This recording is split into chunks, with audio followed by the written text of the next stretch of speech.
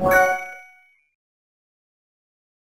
since I was little, I would watch shows like Cops and watch all the different types of people get picked up by the police and taken to jail. I had always been so set that I would never want to end up like that I even set my goals and career paths on law enforcement and becoming someone to help and not be in jail. March 3rd, I decided that I would drink because of how terrible that my day was and how I wanted to hang out with my friend before he left for college and I was alone once again. We went to a movie and then went to a store, and next thing you knew, we were at a park.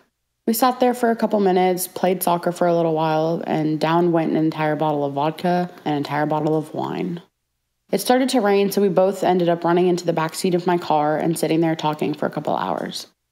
We were so drunk, we totally forgot that it was midnight and we both had to be home soon. We both ended up passing out, and next thing I knew, when I woke up, there were so many cop cars surrounding us. An officer walked up to me and asked me my name, and I gave him my license, and I thought everything would be okay. I don't really remember much after that. I do know that I ended up in the backseat of a cop car. We drove about 20 minutes out to a station. They filed paperwork. They gave me 3 phone calls. I used the first one to call my mom, and she didn't answer. I used the second to call my grandparents, and they answered, which ended up in them calling my mom and her yelling at me.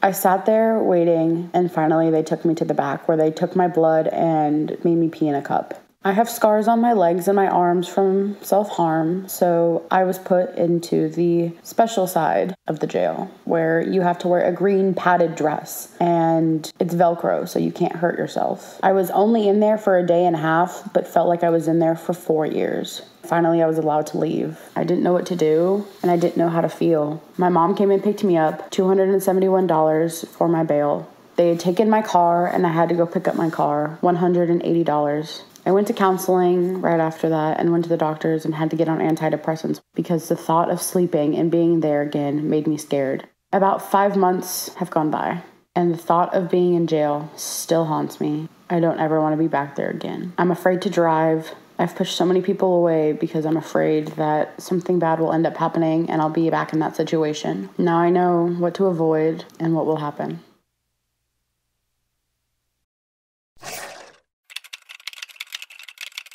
Oh my god, and we totally jumped off the cliff and had to swim all the way to shore because the dog chased us all the way to the end.